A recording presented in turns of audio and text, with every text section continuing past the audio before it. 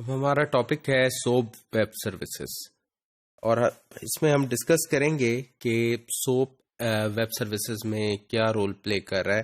Soup stand for simple object access protocol. It is XML based protocol for accessing web services and it is W3C recommendation for application communication. SOAP is XML based protocol. It is platform independent and language independent. By using SOAP, you will be able to interact with other programming languages application. تو basically یہاں پر جو یہ already بھی ہم detail discuss کر چکے ہیں کہ سوپ جو ہے یہ ایک پلیٹ فارم انڈیپینڈنٹ پروٹوکول ہے. It's a communication protocol between two different web based applications, اور یہ لینگویج انڈیپینڈنٹ بھی ہے.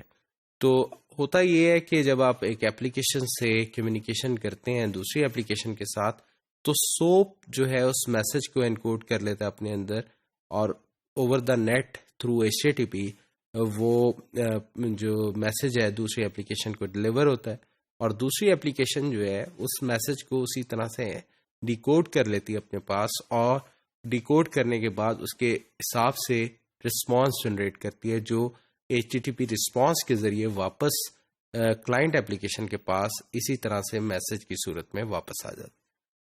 تو یہاں پر کچھ ایڈوانٹیجز ہیں جس کو ہمیں ڈسکس کرنا ہے. WS security, web services security. SOAP define its own security known as WS security.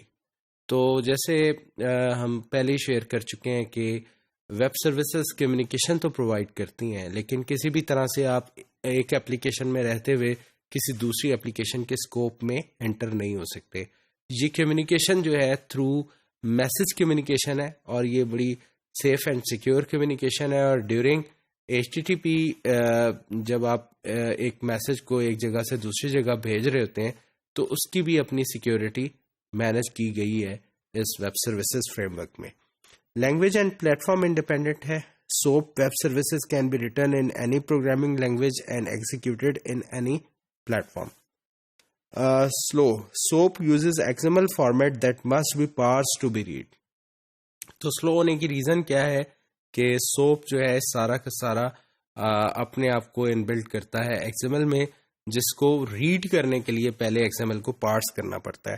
It defines many standards that must be followed while developing the SOAP application. اور یہ ہمیں بہت سارے اسٹینڈرڈس فالو کرواتا ہے جب ہم کوئی SOAP بیسڈ ایپلیکیشن ڈیولپمنٹ کر رہے ہوتے ہیں. So it is slow and consume more bandwidth and resources. تو ظاہر ہے اسی وجہ سے SOAP ایپلیکیشن جو ہے یہ تھوڑی سی سلو ہوتی ہے اور زیادہ بینڈوڈتھ کو کنزیوم کر رہی ہوتی ہے. ویسٹل dependent. SOAP uses WSDL and does not have any other mechanism to discover the service. تو SOAP کا ایک جو ڈس ایڈوانٹیج ہے وہ یہ ہے کہ یہ WSDL پہ ڈیپینڈنٹ ہے.